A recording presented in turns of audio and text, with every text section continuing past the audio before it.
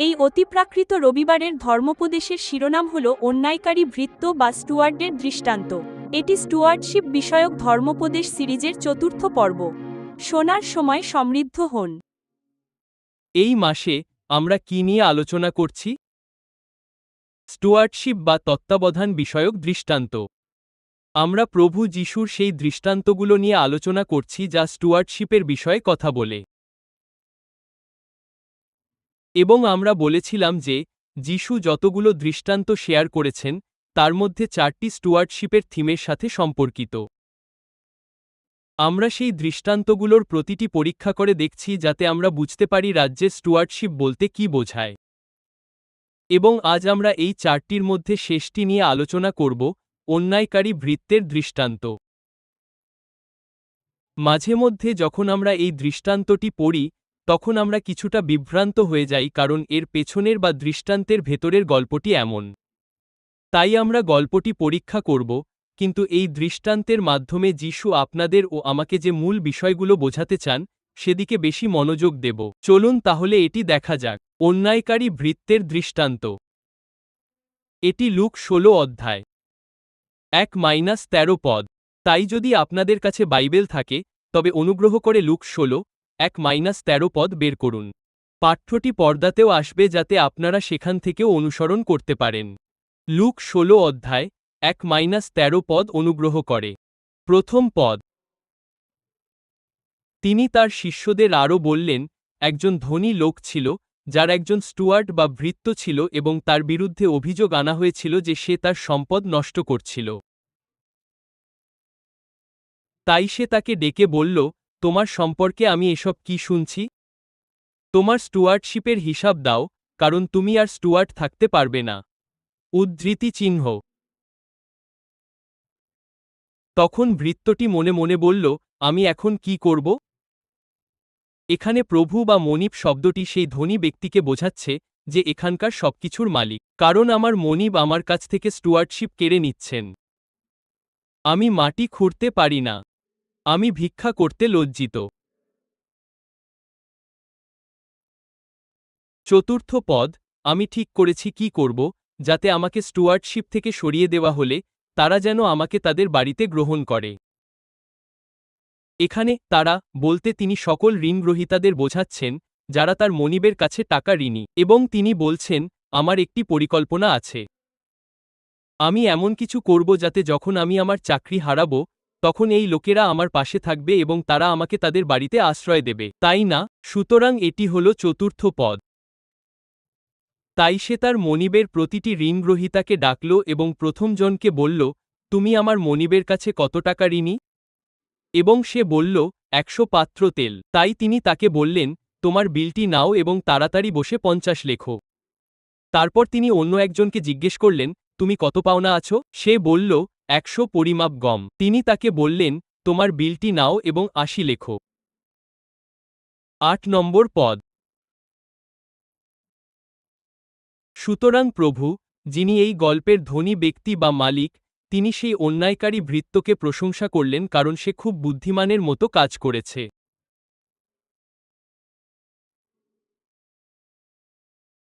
আমরা এখানে একটু থাম। তো আপনারা গল্পটি পড়লেন, তাই না? বিষয়টি খুবই স্পষ্ট। এখানে এই ভৃত্যটি রয়েছে। সে সবকিছু এলোমেলো করে ফেলেছিল, কিন্তু সে জানত যে তার চাকরি চলে যাবে। সে একটি পরিকল্পনা তৈরি করল। সে অসৎ কাজ করল। ছাড় দিল। সে হিসাবের পরিমাণ বদলে দিল। তার পরিকল্পনা ছিল, আমি জানি আমার চাকরি চলে যাবে, আমি গিয়ে ভিক্ষা করতে পারবো না, আর আমি গিয়ে মাটি খুঁড়তেও পারবো না, এগুলো আমার জন্য খুব ছোট কাজ, আমি সেই ধরনের কাজ করতে চাই না। কিন্তু আমি এমন কিছু করব যেন চাকরি হারানোর পর এই লোকেরা আমাকে তাদের ঘরে জায়গা দেয়। তারা আমার জন্য কিছু ব্যবস্থা করবে। তাই যখন প্রভু বা ধনী ব্যক্তিটি এই কথা শোনেন, তিনি জানেন যে এই ভৃত্যটি অসৎ কাজ করেছে। তাকে বলা হয়েছে একজন অন্যায়কারী ভৃত্য, একজন অনৈতিক ও অসৎ ভৃত্য। তিনি তা জানেন, কিন্তু বলা হয়েছে, তবুও প্রভু সেই অন্যায়কারী ভৃত্যকে প্রশংসা করলেন। কেন? কারণ সে খুব বুদ্ধিমানের মতো কাজ করেছে। আরে, তুমি যা করেছ তা বেশ বুদ্ধিমানের কাজ। সুতরাং তিনি তার বুদ্ধিমত্তার প্রশংসা করছেন, তার অসততার নয়। আরে, তোমার চাকরি চলে যাচ্ছে ঠিকই, কিন্তু তুমি এ ব্যাপারে বেশ চতুর। তাই তিনি তার বিচক্ষণতার প্রশংসা করছেন। কিন্তু এর মূল উদ্দেশ্য কি? কারণ যখন আপনি এই দৃষ্টান্ত বা এই উপমাটি পড়েন, তখন মনে হয় যিশু কি আমাদের বলছেন যে আমরাও অসৎ হতে পারি এবং ওই ধরনের কাজ করতে পারি? উদ্দেশ্য কি এটাই, নাকি এই উপমা বা দৃষ্টান্তটি দেওয়ার পেছনে যিশুর আসল উদ্দেশ্য কি? তার উদ্দেশ্য কি ছিল? এখন আমরা সামনে এগিয়ে যাওয়ার আগে আসুন পড়া শেষ করি এবং তারপর দেখব প্রভু আমাদের কি বোঝাতে চেয়েছেন। আসুন ৮ নম্বর পদটি পড়া শেষ করি। সুতরাং প্রভু সেই অন্যায়কারী ভৃত্যকে প্রশংসা করলেন কারণ সে খুব বুদ্ধিমানের মতো কাজ করেছে। কারণ এই জগতের সন্তানেরা তাদের প্রজন্মে আলোর সন্তানদের চেয়ে বেশি বুদ্ধিমান। ৯ নম্বর পদ। আর আমি তোমাদের বলছি, তাই যিশু এখন আমাদের বলছেন তিনি আমাদের কি শেখাতে চান। আমি তোমাদের বলছি, অন্যায়ের অর্থ দিয়ে নিজেদের জন্য বন্ধু তৈরি করো, যাতে যখন তোমরা ব্যর্থ হবে, তারা তোমাদের অনন্তকালীন আবাসে গ্রহণ করতে পারে। সুতরাং এটি চতুর্থ পদের একটি রূপ যেখানে ওই তত্ত্বাবধায়ক বলছিল, যেন তারা আমাকে তাদের বাড়িতে গ্রহণ করে। এখন ১০ নম্বর পদে যিশু আমাদের বলছেন, দেখো, তোমরাও এমন বন্ধু তৈরি করো যাতে তারা তোমাদের অনন্তকালীন আবাসে গ্রহণ করতে পারে। এটি চতুর্থ পদের সাথে যুক্ত। ১০ নম্বর পদটি চালিয়ে যাচ্ছি, যে অতি সামান্য বিষয়ে বিশ্বস্ত, সে অনেক বিষয়েও বিশ্বস্ত, আর যে অতি সামান্য বিষয়ে অধার্মিক, সে অনেক বিষয়েও অধার্মিক। অতএব, তোমরা যদি অন্যায়ের অর্থে বিশ্বস্ত না হয়ে থাকো, তবে কে তোমাদের ওপর প্রকৃত সম্পদের ভার অর্পণ করবে? আর তোমরা যদি পরের দ্রব্যে বিশ্বস্ত না হয়ে থাকো, তবে তোমাদের নিজস্ব জিনিস কে তোমাদের দেবে? কোনো দাস দুজন প্রভুর সেবা করতে পারে না। সে হয় একজনকে ঘৃণা করবে আর অন্যজনকে ভালোবাসবে, নয়তো একজনের অনুগত থাকবে আর অন্যজনকে তুচ্ছ করবে। তোমরা ঈশ্বর ও অর্থের সেবা করতে পারো না। তাহলে যিশু এই দৃষ্টান্তের মাধ্যমে আমাদের এবং তার শিষ্যদের কি বোঝাতে চাইছেন? চলুন আমরা চাতুর্যের সাথে শব্দটি দিয়ে শুরু করি। বলা হয়েছে সে চাতুর্যের সাথে কাজ করেছিল। সুতরাং সেই অন্যায়ের তত্ত্বাবধায়ক, এই অসৎ ব্যবস্থাপক, তার প্রভুর জিনিস দেখাশোনার ক্ষেত্রে অসৎ ছিল, কিন্তু সে চাতুর্যের সাথে কাজ করেছিল। এই শব্দটির অর্থ কেবল বিজ্ঞ হওয়া, বিবেচক হওয়া, চিন্তাশীল হওয়া, বিচক্ষণ হওয়া, ব্যবহারিক প্রজ্ঞার সাথে কাজ করা, দূরদর্শিতা থাকা, কৌশলগতভাবে চিন্তা করা, আগাম পরিকল্পনা করা। এবং এই শব্দটি ভালো প্রসঙ্গেও ব্যবহৃত হয়। এই অনুচ্ছেদে এটি নেতিবাচক প্রসঙ্গে ব্যবহৃত হয়েছে, কিন্তু শব্দটি একই। উদাহরণস্বরূপ, মথি ৭ এর ২৪ নম্বর পদে তিনি সেই বুদ্ধিমান ব্যক্তির কথা বলেছেন যে পাথরের ওপর তার বাড়ি তৈরি করেছিল। একই শব্দ, চতুর ব্যক্তি, বুদ্ধিমান ব্যক্তি। মথি সকাল ১০:১৬ তে যিশু বলেছিলেন, সর্পের মতো বুদ্ধিমান হও। একই শব্দ, চতুর হও, সর্পের মতো বুদ্ধিমান হও। অথবা মথি ২৫ সেই কুমারীরা যারা সারা রাত চলার মতো পর্যাপ্ত তেল নিয়েছিল। তারা ছিল বুদ্ধিমান, চতুর, চালাক, জ্ঞানী, অথবা তারা ছিল ব্যবহারিক। তাদের চিন্তা ছিল, দূরদর্শিতা ছিল, তারা যা করেছিল তাতে কৌশল ছিল। সুতরাং এই বিষয়টিরই প্রশংসা করা হচ্ছে। তাহলে এই দৃষ্টান্তটিতে যিশুর মূল কথা কি? তার মূল উদ্দেশ্য কি? তিনি কি বোঝাতে চাইছেন? তোমরা কি এটি ৮ নম্বর পদে দেখছ? এই দৃষ্টান্তটি দেওয়ার ঠিক পরেই তিনি বলছেন, কারণ এই জগতের সন্তানেরা তাদের প্রজন্মে আলোক সন্তানদের চেয়ে বেশি চতুর। উদ্ধৃতি চিহ্ন। এটাই সেই মূল বিষয় যা তিনি বোঝাতে চেয়েছেন। তিনি বলছেন, শোনো, আমি চাই তোমরা একটা বিষয় বোঝো। এই জগতের লোকেরা তাদের প্রজন্মে খুবই বুদ্ধিমান, তাই না? তারা যা কিছু করছে, তাতে তারা খুব চালাক, তারা চতুর, তারা বুদ্ধিমানের মতো কাজ করছে, তাদের দূরদর্শিতা আছে, তারা কৌশলগতভাবে চিন্তা করছে, তারা পরিকল্পনা করছে, তারা জানে কিভাবে, বুঝতেই পারছো, সিস্টেমকে কাজে লাগাতে হয়, তারা চতুর। এই জগতের সন্তানরা তাদের প্রজন্মে আলোর সন্তানদের, অর্থাৎ ঈশ্বরের লোকদের চেয়ে বেশি চতুর। সুতরাং এটাই মূল বিষয়। এটার দিকেই তিনি আঙুল তুলে দেখাচ্ছেন। তিনি বলছেন, আমি এই বিষয়টিকে সম্বোধন করতে চাই, যাতে আমরা বুঝতে পারি। মনে রেখো যে আমরা আলোর সন্তান, ঈশ্বরের লোক, বিশ্বাসী, আমাদের আসলে বেশি জ্ঞানী, বেশি চতুর হওয়া উচিত। কারণ সেটাই ছিল নির্দেশ। আমি তোমাদের নেকড়েদের মাঝে মেষের মতো পাঠাচ্ছি। যাও গিয়ে মাংসের টুকরো হয়ে যাও না, জ্ঞানী হও। একই শব্দ। তোমরা আলোর সন্তান। তোমরা একটি প্রতিকূল পরিবেশে যাচ্ছ, কিন্তু কি, জ্ঞানী হও, চতুর হও। আলোর সন্তানদের চতুর হতে শিখতে হবে, জ্ঞানী হতে হবে। আর এর প্রেক্ষাপটটি স্পষ্টতই অর্থ পরিচালনা, জাগতিক সম্পদ পরিচালনা। আর ঈশ্বরের লোক হিসেবে আমাদের অবশ্যই বুঝতে হবে যে আমরা ঈশ্বরের বাক্য এবং পবিত্র আত্মার দ্বারা ক্ষমতায়িত, যাতে আমরা সত্যিই এই জগতের সন্তানদের চেয়ে এগিয়ে থাকতে পারি। শুধু শর্ত হল, আমাদের তা করতে হবে সততার সাথে, নিষ্ঠার সাথে, ধার্মিকতার সাথে। আর সেভাবে কাজ করতে অনেক বেশি প্রচেষ্টার প্রয়োজন হয়। অসৎ হয়ে ভুল পথে কাজ করা সহজ, কিন্তু সঠিক পথে থেকে এই জগতের সন্তানদের চেয়ে এগিয়ে থাকাই তিনি আমাদের ডাক দিয়েছেন। তিনি বলছেন, শোনো, এমনটা হওয়া উচিত নয়, কারণ তুমি এবং আমি ঈশ্বরের সত্য এবং পবিত্র আত্মার দ্বারা ক্ষমতায়িত। এবং যদিও আমরা একটি প্রতিকূল পরিবেশে আছি, আমরা একটি ভিন্ন সিস্টেমে, একটি জাগতিক সিস্টেমে, একটি পতিত সিস্টেমে কাজ করছি, তবুও আমরা ঈশ্বরের প্রজ্ঞা ও বাক্যের দ্বারা আমাদের পার্থিব সম্পদ ও অর্থ পরিচালনার ক্ষেত্রে তাদের চেয়ে এগিয়ে থাকতে পারি। এটাই মূল বিষয়। এবং সেই প্রেক্ষাপটেই তিনি আমাদের নির্দেশ দিচ্ছেন।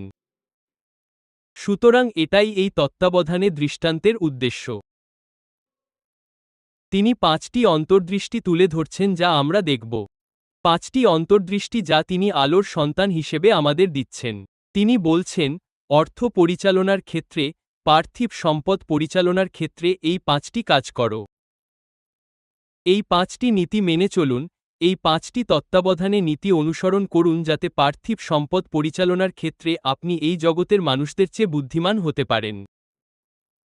দেখুন, এখানে রাজ্যের নীতি রয়েছে। তিনি কেবল আমাদের তা দিচ্ছেন। এখন, সেই 5টি নীতি দেখার আগে, আমি যিশু সম্পর্কে একটি মন্তব্য করতে চাই। তিনি অধার্মিক ম্যামন, আনরাইটোয়াস মাম্মন শব্দগুচ্ছটি ব্যবহার করেছেন। এখন, ম্যামন শব্দটি একটি আরামাইক শব্দ যার সহজ অর্থ হল সম্পদ। ঠিক, সুতরাং ম্যামন কোনো দানব নয়, এমনকি কোনো দেবতার নামও নয়। এটি কোনো দেবতার নাম নয়। এর অর্থ কেবল সম্পদ। এটি একটি আরামাইক শব্দ। আমরা জানি যে সেখানকার লোকেরা ঐতিহাসিকভাবে মূলত হিব্রু এবং পরে গ্রিক ভাষায় কথা বলত, কিন্তু উত্তরের দিকের লোকেরা, যেখানে তাদের বন্দি করে নিয়ে যাওয়া হয়েছিল, তারা আরামাইক ভাষায় কথা বলত। তাই এটি জুডিয়া এবং ওই অঞ্চলেও ছড়িয়ে পড়েছিল। তাই তিনি এই আরামাইক শব্দ, ম্যামন, ব্যবহার করেছেন যার অর্থ সম্পদ বা টাকা।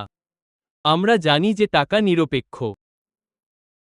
এটি খারাপও নয় আবার ভালোও নয়। এটি কার হাতে আছে এবং তারা এটি দিয়ে কি করে তার উপর সব নির্ভর করে। এবং আপনি সম্ভবত এই উক্তিটি শুনেছেন, টাকা একটি ভালো ভৃত্য কিন্তু খারাপ প্রভু। যদি টাকা আপনার ভৃত্য হয়, তবে ভালো, কিন্তু যদি টাকা আপনার প্রভু হয়, তবে অনেক সমস্যা। তাই টাকা একটি নিরপেক্ষ বিষয়, এবং বাইবেল আমাদের শিক্ষা দেয় যে 1 তিমথিয় 6 অধ্যায়, এটি একটি নিরপেক্ষ জিনিস। কিন্তু টাকার প্রতি ভালোবাসাই আমাদের সমস্যায় ফেলে, তাই না? সুতরাং টাকা একটি নিরপেক্ষ জিনিস। কিন্তু কেন যিশু একে অধার্মিক ম্যামন বললেন? কারণ এটি একটি অধার্মিক ব্যবস্থার অংশ। এটি একটি পতনশীল জগতের অংশ। এটি এই জগতের মুদ্রা। এই জগৎ এর ওপর ভিত্তি করেই চলে। তাই সেই প্রেক্ষাপটে, এটি অধার্মিক এবং এটি মানুষকে অধার্মিকতার দিকে নিয়ে যাওয়ার ক্ষমতা রাখে। টাকার কারণে, মানুষ সব ধরনের ভুল কাজ করে ফেলে। তাই তিনি একে অধার্মিক ম্যামন বলছেন। তিনি স্বীকার করছেন যে টাকার মানুষকে অধার্মিক কাজের দিকে নিয়ে যাওয়ার সম্ভাবনা রয়েছে। তবুও তিনি আমাদের শেখাবেন কিভাবে সেই অধার্মিক ম্যামনকে তিনি যেভাবে চান সেভাবে ব্যবহার করা যায়। তাই আমরা এই 5টি বিষয় দেখতে যাচ্ছি। চলুন শুরু করি। তিনি প্রথম কি বলেছেন? 9 নম্বর পদ। টাকা ব্যবহার করুন বন্ধুত্ব গড়ে তোলার জন্য। সম্পর্ক গড়ে তুলতে আপনার টাকা ব্যবহার করুন। এখানে তিনি আমাদের রাজ্যের নীতিগুলো দিচ্ছেন। ৯ নম্বর পদ, এবং আমি তোমাদের বলছি, যিশু আমাদের বলছেন, অধার্মিক ম্যামন দিয়ে নিজের জন্য বন্ধু তৈরি করো।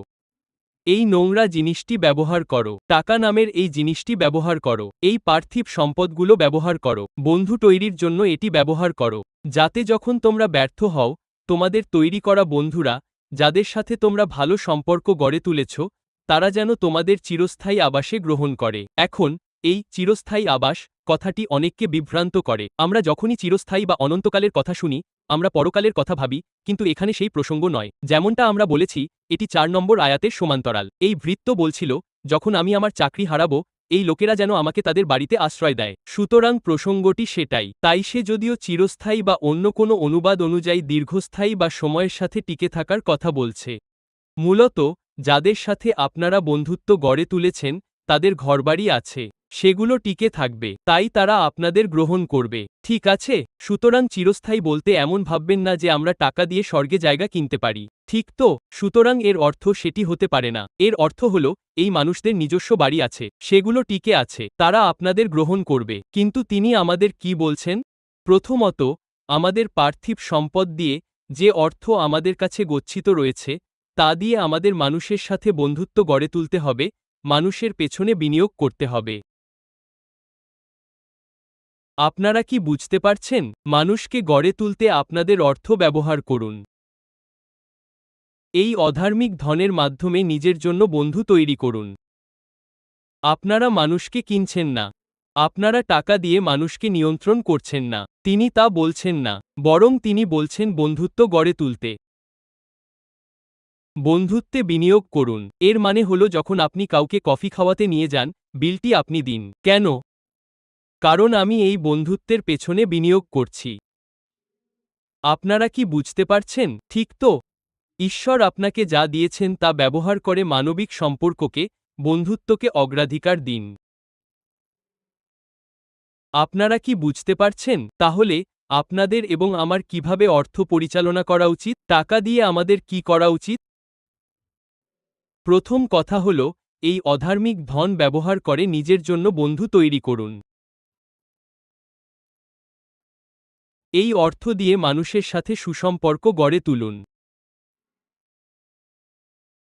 আমেন। এখন বিষয়টি ভুল বুঝবেন না। সঠিক উদ্দেশ্য নিয়ে তা করুন। তাদের জীবনে আশীর্বাদ বয়ে আনার উদ্দেশ্য নিয়ে করুন। তবে আপনারা সুসম্পর্ক তৈরি করছেন, যাতে যদি আপনার এমনটা নাও হতে পারে, কিন্তু যদি কখনো আপনাদের কোনো সমস্যা হয়, আপনারা আগেই সুসম্পর্ক তৈরি করে রেখেছেন এবং তারা আপনার পাশে থাকবে, এটাই তিনি বলেছেন। সুতরাং আমরা এভাবেই অর্থ ব্যবহার করি। আমরা সম্পর্কে বিনিয়োগ করি। আমরা মানুষের পেছনে বিনিয়োগ করি।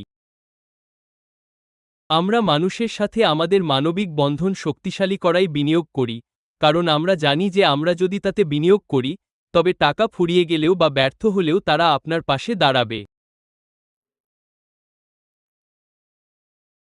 আপনারা কি বুঝতে পেরেছেন?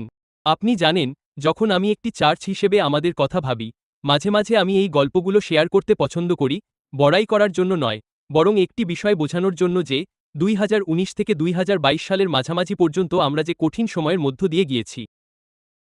২০২১ সালের শুরুর দিকে পরিস্থিতি আসলে খারাপ হতে শুরু করে। স্কুল কলেজ বন্ধ হয়ে গিয়েছিল, সবকিছুই থমকে গিয়েছিল, এমনকি আমাদের চার্চের প্রার্থনা সভাও বন্ধ রাখতে হয়েছিল। ২০২০ সালের শুরুর দিকে তা ধীরে ধীরে আবার খুলতে শুরু করে। আমরা যখন ২০২০ সাল পার করছিলাম, পরিস্থিতি আরও কঠিন হতে শুরু করেছিল। ২০২১ সালের শুরুর দিকেও অনেক চার্চ পুরোপুরি খোলেনি। ২০২১ সালের শুরুতে চার্চ হিসেবে আমরা যা করেছিলাম তা হল, আমরা জানতাম আমাদের শহরের অন্যান্য চার্চ এবং যাজকরা কষ্টে আছেন, কারণ কোনো সভা বা অনুদান হচ্ছিল না। তাদের অনেকের খাবার জোগাড় করাই কঠিন হয়ে পড়েছিল। ২০২১ সালের শুরুর দিকে আমরা চার্চের পক্ষ থেকে আমাদের শহরের অন্যান্য চার্চ ও যাজকদের ৭০ লাখ রুপি পাঠিয়েছিলাম, যাদের কাছে কোনো টাকা ছিল না। পরিস্থিতি আরও খারাপ হতে থাকে কারণ কেউ জানত না এই দুর্যোগ কখন শেষ হবে। ২০২২ সালের মাঝামাঝি সময়ে পুরো দেশজুড়ে সাহায্যের আর্তনাদ শোনা যাচ্ছিল।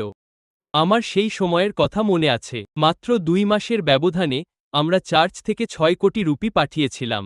2.5 মাসের মধ্যে আমরা চার্চ, যাজক, মিশন হাসপাতাল এবং উপার্জনক্ষম ব্যক্তিকে হারানো পরিবারগুলোর কাছে 6 কোটি রুপি পৌঁছে দিয়েছিলাম। অনেকেই তাদের পরিবারের উপার্জনক্ষম ব্যক্তিকে হারিয়ে দিশেহারা হয়ে পড়েছিলেন। আমরা চার্চ হিসেবে পুরো ভারতে 6 কোটি রুপি পাঠিয়েছিলাম। সেই সময়ের পর থেকে আমি খুব বেশি ভ্রমণ করিনি, কিন্তু যখন আমাদের লোকজন ভারতের বিভিন্ন জায়গায় যায় এবং বলে, আমি এপিসি থেকে এসেছি,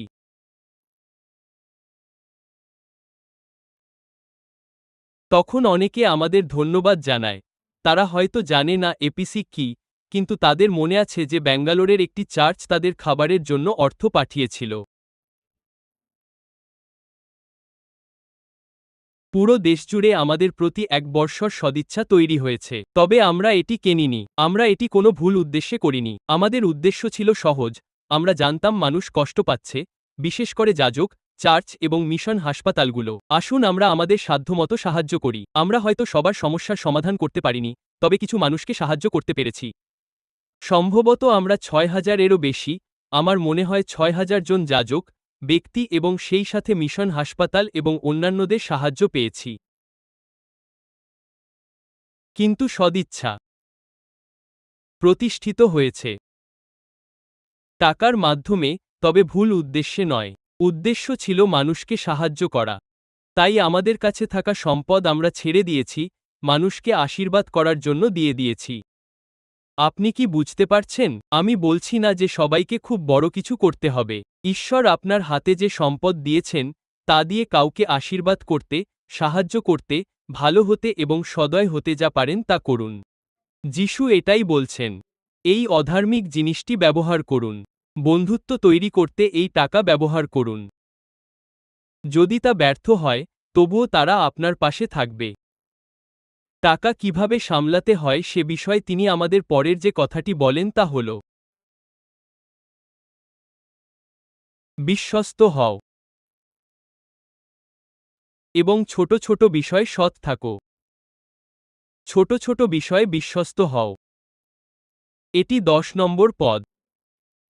যে সামান্য বিষয়ে বিশ্বস্ত, সে অনেক বিষয়েও বিশ্বস্ত। যে সামান্য বিষয়ে অন্যায়কারী, সে অনেক বিষয়েও অন্যায়কারী। দ্বিতীয় নীতি হল, যখন আপনি পার্থিব সম্পত্তি বা পার্থিব বিষয়গুলো সামলাচ্ছেন, এই প্রতিকূল পৃথিবীতে কাজ করছেন, তখন আপনাকে এবং আমাকে এই জগতের সন্তানদের চেয়ে বুদ্ধিমান হতে সাহায্য করবে এমন একটি চাবিকাঠি হল ছোট ছোট বিষয়ে বিশ্বস্ত থাকা।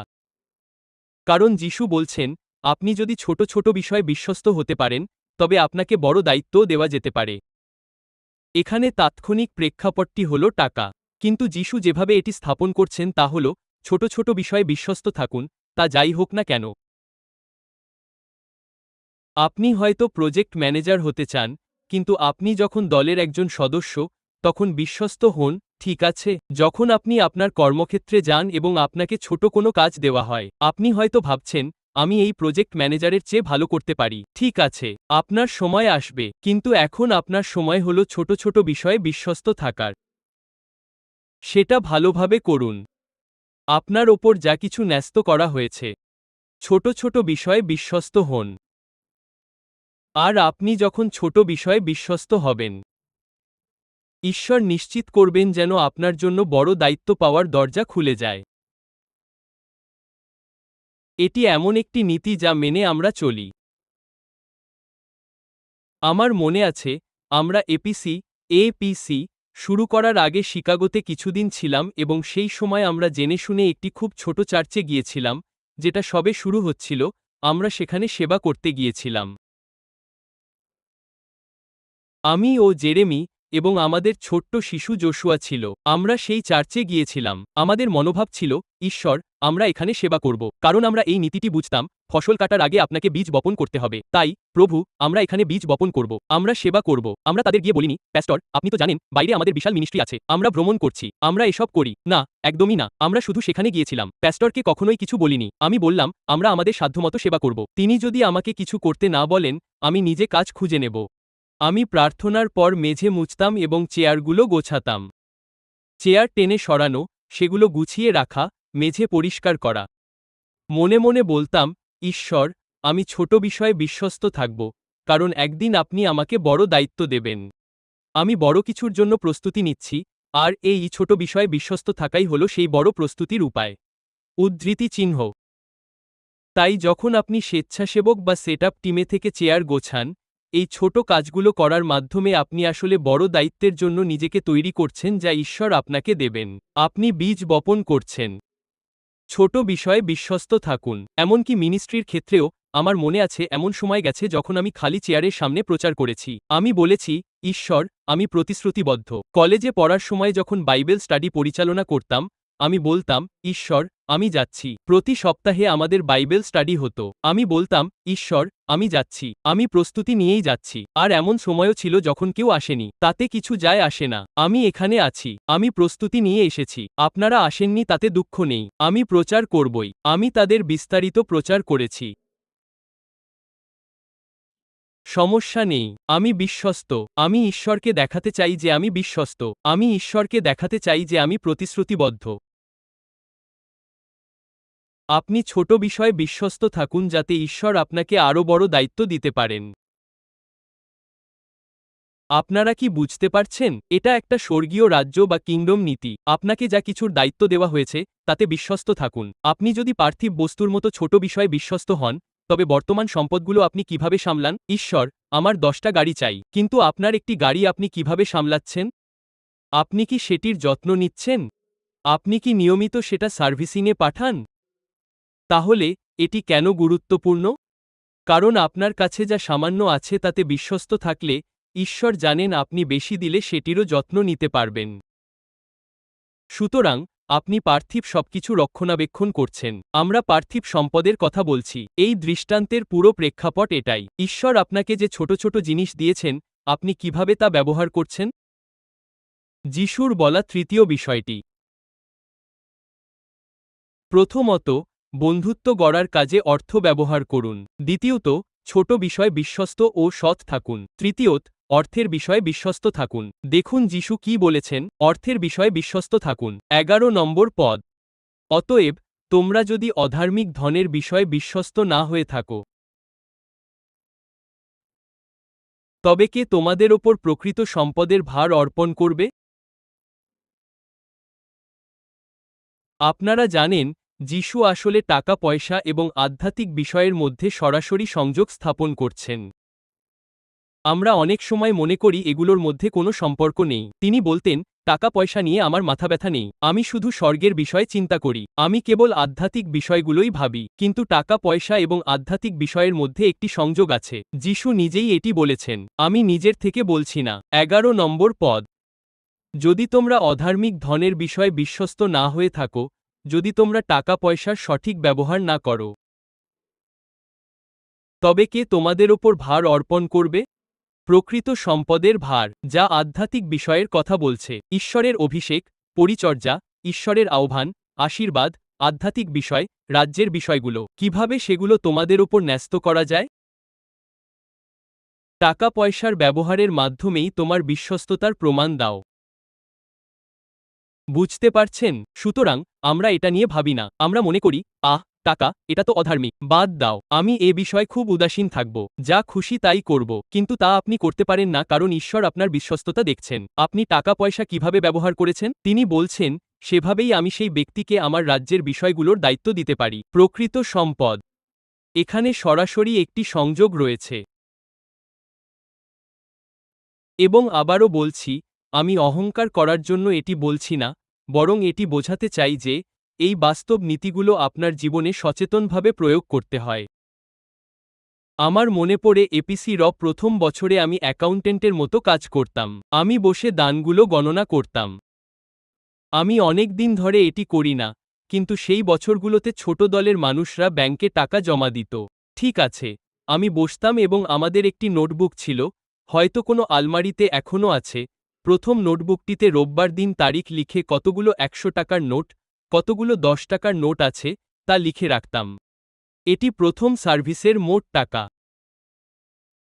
তো, কেন আপনাকে চিন্তা করতে হবে? কারণ আমি নীতিটি জানি। নীতিটি হল, যদি আপনি অধার্মিক ধনের বিষয়ে বিশ্বস্ত হন, আপনি যদি এটি সঠিকভাবে পরিচালনা করেন, তবে ঈশ্বর আপনাকে তার রাজ্যের বিষয়গুলোর দায়িত্ব দেবেন। আমাকে আমার বিশ্বস্ততা প্রমাণ করতে হবে। এটি কোনো তত্ত্ব নয়, এটি শুধু আলোচনার বিষয় নয়। আমাকে এটি করতে হবে, আমাকে এটি কাজে প্রমাণ করতে হবে। তাই ঈশ্বরকে বলবো, আমি এই টাকা পরিচালনা করব। মানুষ যে দানই দিক না কেন, আমি তার সঠিক হিসাব রাখব। ব্যাংকে জমা দেব, অ্যাকাউন্ট্যান্ট এসে যাচাই করবে, প্রথম দিন থেকেই সবকিছু ঠিকঠাক।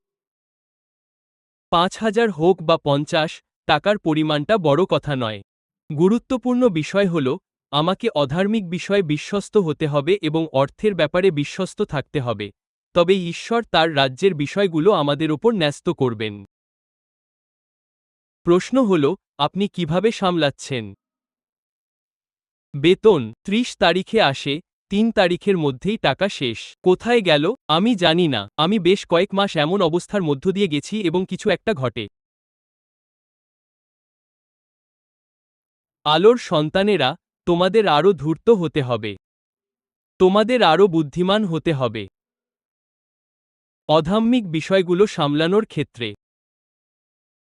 এটা জানার জন্য যে, যখন আপনি এগুলো সঠিকভাবে সামলাবেন, যথাযথভাবে পরিচালনা করবেন, তখন ঈশ্বরের রাজ্যের প্রকৃত ঐশ্বর্য যা তিনি আপনাকে দিতে পারেন, তার সাথে একটা সংযোগ তৈরি হবে।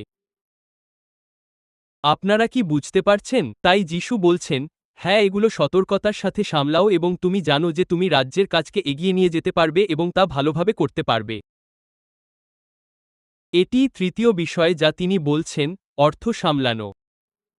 অর্থ সামলানোর ক্ষেত্রে বিশ্বস্ত হও।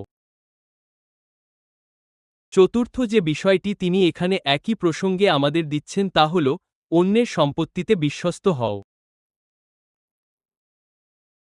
যা অন্যের, তাতে বিশ্বস্ত হও। তিনি এটি ১২ নম্বর পদে বলেছেন। আর যদি তোমরা অন্যের সম্পত্তিতে বিশ্বস্ত না হয়ে থাকো, তবে তোমাদের নিজের জিনিস কে দেবে? তাই চতুর্থ নীতিটি বলছে, যদি তোমরা পার্থিব বিষয়, পার্থিব সম্পদ, টাকা পয়সা সামলাও, তবে অন্যের সম্পত্তিতে বিশ্বস্ত হও। তাহলেই তোমরা নিজেদেরটা পাবে। আর আমাদের অধিকাংশই সম্ভবত এমন কোনো প্রতিষ্ঠানে কর্মরত যা আমরা শুরু করিনি। তাই আপনি যান, আপনি কারো জন্য কাজ করছেন এবং আপনি জানেন আপনার ভূমিকা যাই হোক না কেন, তা ঠিক আছে। এই নিন আপনার বাজেট। আপনি জানেন আপনি এত টাকা খরচ করতে পারেন, আপনি এতে এত লাখ এবং ওটাতে এত লাখ খরচ করতে পারেন। সে বলল, হালেলুয়া, ঈশ্বর, ধন্যবাদ। আমাকে সমুদ্র সৈকতে বা অন্য কোথাও ঘুরতে যেতে দাও। না, আপনি তা করতে পারেন না। সেই টাকাটাকে এমনভাবে ব্যবহার করুন যেভাবে আপনি নিজের টাকাকে ব্যবহার করতেন। সেই ব্যবসাটা যদি আপনার হতো, তবে আপনি কিভাবে সেই টাকা খরচ করতেন? আমি জানি এটা অন্য কারো। তারা আপনাকে তা খরচের অধিকার দিয়েছে, কিন্তু আপনি তা এমনভাবে খরচ করুন যেন তা আপনারই টাকা। এ ব্যাপারে সতর্ক থাকুন। প্রতিটি পয়সার হিসাব রাখুন। তা অবশ্যই সঠিক কাজে লাগাতে হবে। বা অন্য যা কিছু, আপনি জানেন, টাকা, সেটা সুযোগ হতে পারে, ক্ষমতা হতে পারে, দায়িত্ব হতে পারে, যা কিছু আপনার উপর ন্যস্ত করা হয়েছে। যদি আপনি অন্যের সম্পত্তিতে বিশ্বস্ত হন, তবেই আপনাকে আপনার নিজের সম্পদ ন্যস্ত করা হবে। তাই সামলান। টাকা এবং অন্যান্য বিষয়, পার্থিব সম্পদ যা হয়তো আপনার নয় কিন্তু অন্যের হয়ে সামলানোর জন্য আপনার তত্ত্বাবধানে রাখা হয়েছে। এটি ভালোভাবে সামলান। এটি এমনভাবে সামলান যেন এটি আপনার নিজেরই। যেমনটা আমরা বলি, এর মালিকানা গ্রহণ করুন। এবং যখন আপনি এতে একজন ভালো তত্ত্বাবধায়ক হবেন, তখন আপনাকে আপনার নিজের জিনিসের দায়িত্ব দেওয়া হবে এবং ঈশ্বর নিশ্চিত করবেন যে আপনি তা সঠিকভাবে পাচ্ছেন। এটি একটি ঐশ্বরিক নীতি। আপনি কি বুঝতে পারছেন? সুতরাং তিনি চতুর্থ যে বিষয়টি বলছেন তা হল এটি। আলোর সন্তানদের পার্থিব সম্পদ এভাবেই পরিচালনা করা উচিত। তাই যখন আপনি অন্য কারো অধীনে কাজ করেন এবং এমন কিছুতে সেবা করেন যা আপনার নয়, তখন আপনি নিষ্ঠার সাথে সেবা করুন। দেখুন, এখানে একটি গোপন রহস্য আছে। ভালো নেতারা জানেন কিভাবে ভালো অনুসারী হতে হয়, কারণ তারা নেতৃত্ব বোঝেন। কারণ আপনি যদি একজন ভালো নেতা হন এবং অন্য কারো অধীনে কাজ করার ডাক পান, তবে আপনি তাৎক্ষণিকভাবে নিজেকে মানিয়ে নেবেন কারণ আপনি জানেন একজন নেতা কি চান। একজন ভালো নেতা। সুতরাং একজন ভালো নেতা সর্বদা একজন ভালো অনুসারীও হন। কিন্তু খারাপ নেতাদের আচরণ ভিন্ন হয়, তারা নিজেদের বিশেষ সুবিধা পাওয়ার যোগ্য মনে করে। আমি চিরকালই নেতা, হয়তো তা নয়, কারণ কিছু পরিস্থিতিতে আপনি একজন অনুসারী, তখন অন্য কেউ নেতৃত্ব দিচ্ছেন। যখন অন্য কেউ নেতৃত্ব দেন, আপনি জানেন কিভাবে ভালো অনুসারী হতে হয়, কারণ আপনি জানেন নেতৃত্বের আসলে কি প্রয়োজন। নেতৃত্বের জন্য এমন লোকদের প্রয়োজন যারা ভালো অনুসারী। তাই একজন ভালো নেতা জানেন কিভাবে ভালো অনুসারী হতে হয়। সুতরাং যখন আপনি এমন কোনো পরিস্থিতিতে যান যেখানে আপনাকে এমন কিছুর দায়িত্ব দেওয়া হয় যা আপনার নয়, আপনি সেটিকে নিজের মতো করেই যত্ন সহকারে পরিচালনা করুন। এবং তিনি বলেন, আপনি যদি তা করেন, তবে আপনাকে আপনার নিজস্ব জিনিসের দায়িত্ব দেওয়া হবে। এবং সর্বশেষ বা পঞ্চম বিষয়টি হল পঞ্চম নির্দেশনা তিনি পার্থিব সম্পদ এবং অর্থ ইত্যাদি পরিচালনার ক্ষেত্রে আমাদের দিয়েছেন। তিনি বলেছেন, ঈশ্বরের প্রতি বিশ্বস্ত থাকুন। ঈশ্বরের প্রতি বিশ্বস্ত থাকুন, কারণ আপনি দুই প্রভুর সেবা করতে পারবেন না। 13 পদে বলা হয়েছে, কোনো দাস দুইজন প্রভুর সেবা করতে পারে না, কারণ সে একজনকে ঘৃণা করবে এবং অন্যজনকে ভালোবাসবে, অথবা সে একজনের প্রতি অনুগত থাকবে এবং অন্যজনকে তুচ্ছ করবে। আপনারা ঈশ্বর এবং অর্থ, ম্যামন, এর সেবা করতে পারেন না। তার মানে পার্থিব সম্পদ এবং অর্থ পরিচালনার ক্ষেত্রে আপনি একেবারে পরিষ্কার থাকবেন যে ঈশ্বর আপনার প্রভু এবং অর্থ আপনার দাস। আপনার জীবনের কোনো পর্যায়েই অর্থ আপনার প্রভু হয়ে উঠতে পারে না। আপনার জীবনের কোনো পর্যায়েই অর্থ আপনার সিদ্ধান্তকে প্রভাবিত করবে না। আপনার জীবনের কোনো পর্যায়েই অর্থ আপনাকে আপনার সততা বা নিষ্ঠার সাথে আপোস করতে বাধ্য করবে না, কারণ ঈশ্বরই আপনার প্রভু, অর্থ আপনার দাস। সেটা একেবারে স্পষ্ট। এমন কিছু বিষয় আছে যা নিয়ে আপনি কখনো আপোস করবেন না। মানুষ আপনার সামনে বড় অঙ্কের টাকার পাহাড় রাখলেও তা আপনার সততাকে বদলাতে পারবে না। আপনার সততা তাতে বদলাবে না। এটাই আপনার জীবনপদ্ধতি, কারণ ঈশ্বরই আপনার প্রভু। সুতরাং আপনি এই 5টি নীতি মেনে জীবনযাপন করুন। আমি যিশুর বলা কথার সাথে সম্পর্কিত অন্য একটি অংশ তুলে ধরতে চাই। আপনারা দুইজন প্রভুর সেবা করতে পারবেন না এবং তারপরে আমরা তা পর্যালোচনা করব। মথি 6 অধ্যায়ের 19 থেকে 24 পদে, এটি যিশুর এখানে বলা দুইজন প্রভুর সেবা না করার বিষয়ের প্রায় সমান্তরাল একটি অংশ। তবে এখানে একটি অতিরিক্ত অন্তর্দৃষ্টি রয়েছে যা আমরা তুলে ধরতে চাই। টাকা পয়সা ব্যবহারের সময় আপনি কিভাবে নিশ্চিত করবেন যে আপনি কেবল ঈশ্বরেরই সেবা করছেন? সুতরাং এই নির্দেশনাটি রয়েছে মথি 6 অধ্যায় 19 থেকে 24 পদে। দয়া করে মথি সকাল 6:19 - 24 দেখুন। যিশু এখানে আমাদের শিক্ষা দিচ্ছেন যে, তোমরা নিজেদের জন্য পৃথিবীতে ধন সঞ্চয় করো না, যেখানে পোকা ও মরিচা ক্ষয় করে এবং যেখানে চোরেরা শীত কেটে চুরি করে। বরং তোমরা নিজেদের জন্য স্বর্গে ধন সঞ্চয় করো, যেখানে পোকা বা মরিচা ক্ষয় করে না এবং যেখানে চোরেরা শীত কেটে চুরি করে না। কারণ তোমার ধন যেখানে, তোমার হৃদয়ও সেখানে থাকবে। আপনারা হৃদয় এবং টাকার মধ্যকার সংযোগটি দেখতে পাচ্ছেন। এটিই মানুষের স্বভাব, আর যিশু তা চিহ্নিত করছেন এবং টাকা দিয়ে কি করতে হবে তা আমাদের বলছেন। এরপর তিনি 22 পদ থেকে চালিয়ে যাচ্ছেন। শরীরের প্রদীপ হল চোখ। তোমার চোখ যদি ভালো হয়, তবে তোমার সমস্ত শরীর আলোয় পূর্ণ থাকবে, কিন্তু তোমার চোখ যদি খারাপ হয়, তবে তোমার সমস্ত শরীর অন্ধকারে পূর্ণ থাকবে। তাই তোমার মধ্যে যে আলো আছে, তা যদি অন্ধকার হয়, তবে সেই অন্ধকার কত বড়। 24 পদ, কেউ দুইজন প্রভুর সেবা করতে পারে না, কারণ হয় সে একজনকে ঘৃণা করবে এবং অন্যজনকে ভালোবাসবে, অথবা সে একজনের প্রতি অনুগত থাকবে এবং অন্যজনকে তুচ্ছ করবে। তোমরা ঈশ্বর ও অর্থের সেবা করতে পারবে না। তিনি একই শিক্ষা দিচ্ছেন কিন্তু আমাদের দুটি কাজ করতে বলছেন। তিনি বলছেন, এই শিক্ষার মূল ফলাফল হল, আমি কিভাবে ঈশ্বরের সেবা করব এবং অর্থের নয়। আমার দৃষ্টিভঙ্গি কেমন হওয়া উচিত? তিনি বলেন, তোমরা স্বর্গে ধন সঞ্চয় করো। এখন স্বর্গের ব্যাংক কোথায়? যেখানে গিয়ে আপনারা একটি অ্যাকাউন্ট খুলবেন এবং সেখানে জমা রাখবেন। আসলে বাইবেল আমাদের শেখায়, এবং আমি শুধু 1 তিমথিয় 6 অধ্যায় ও ফিলিপিও 4 অধ্যায়ের উল্লেখ করছি। আমি চেয়েছিলাম এটি ধর্মোপদেশের অংশ করতে, কিন্তু আমাদের হাতে সময় নেই। তবে আপনারা দেখবেন যে এই জায়গাগুলোতে, ফিলিপিও 4 অধ্যায় এবং 1 তিমথিয় 6 অধ্যায়, যখন আমরা মানুষকে দান করি, যখন আমরা ঈশ্বরের কাজে দান করি, যখন আমরা অর্থ দিয়ে মানুষকে আশীর্বাদ করি, তখন আমরা আসলে স্বর্গে ধন সঞ্চয় করছি। সুতরাং এটি লুক 16 অধ্যায়ে যিশুর শেখানো শিক্ষার সাথে হুবহু মিলে যায়। বন্ধুত্ব গড়ে তুলতে এবং মানুষকে আশীর্বাদ করতে অর্থ ব্যবহার করুন। শাস্ত্রের শিক্ষা এটাই, মানুষকে আশীর্বাদ করতে অর্থ ব্যবহার করুন, আর যখন আপনারা তা করবেন তখন আপনারা স্বর্গে ধন সঞ্চয় করছেন। এর মানে এই নয় যে আপনাকে পৃথিবীতে টাকা বিনিয়োগ বা সঞ্চয় করা একেবারেই বন্ধ করতে হবে। আপনারা জানেন, বাইবেলের হিতোপদেশ দুপুর 1:22 অধ্যায় এই শিক্ষা দেওয়া হয়েছে। একজন ধনী ব্যক্তি তার নাতি নাতনিদের জন্য উত্তরাধিকার রেখে যান, তাই স্পষ্টতই উত্তরাধিকার রেখে যাওয়ার জন্য তাকে নিশ্চয়ই কিছু সঞ্চয় করতে হয়েছিল, তাই না? তাকে সেটি নিয়ে কিছু না কিছু তো করতেই হয়েছিল। তাই মথি সকাল 6:19 আয়াতকে শুধুমাত্র একথা বলার জন্য ব্যবহার করবেন না যে, ঠিক আছে, সবাই যা খুশি তা নিয়ে নাও, বাড়ি চলে যাও। তিনি আসলে তা বলছেন না। আপনাকে সঞ্চয় করতে হবে, বিনিয়োগ করতে হবে এবং সেগুলোর গুণিতক বৃদ্ধি ঘটাতে হবে। সেটি একটি আলাদা বিষয়, কিন্তু মূল কথা হলো, আপনি যখন মানুষকে আশীর্বাদ করেন তখন আপনি স্বর্গে অর্থ জমা করছেন, আর এটি নিশ্চিত করে যে আপনার হৃদয় স্বর্গীয় বিষয়ের দিকে নিবন্ধ রয়েছে। দেখুন, দান করার বিষয়টি আপনার হৃদয়ের ওপর প্রভাব ফেলে। এটি আপনার হৃদয়কে সঠিক স্থানে স্থাপন করে। আপনারা কি বুঝতে পারছেন? দ্বিতীয় যে বিষয়টি তিনি বলেছেন তা হল, আপনার চোখের ব্যাপারে সতর্ক থাকুন। এই চঞ্চল লোভী চোখগুলো, সেই চোখগুলোর ব্যাপারে সতর্ক থাকুন।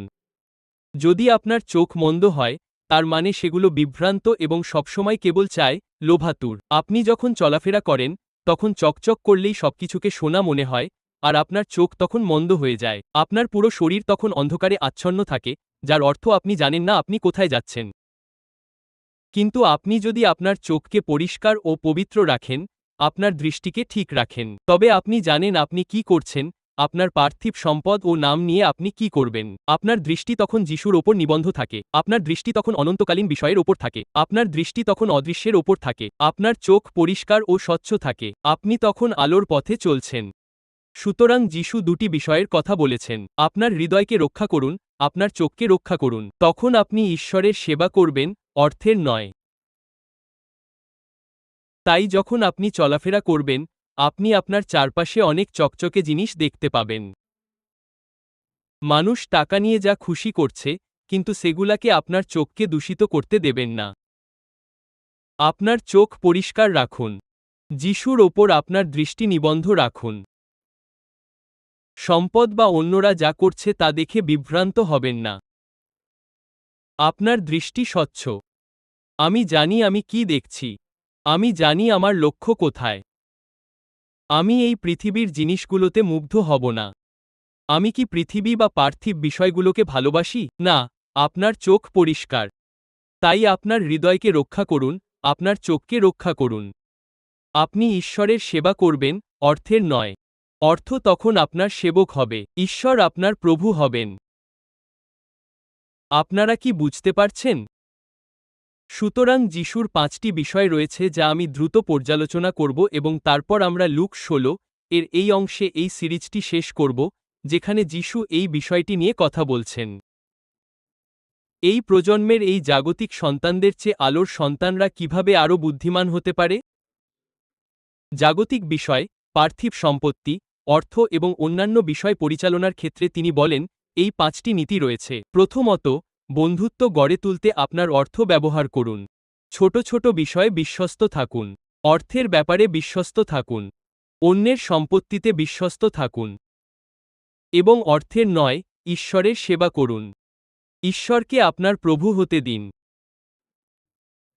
তাই জাগতিক বিষয়গুলো পরিচালনা করার সময় বিচক্ষণ, জ্ঞানী ও বুদ্ধিমান হন, কিন্তু এই 5টি নীতিকে আপনাকে পথ দেখাতে দিন।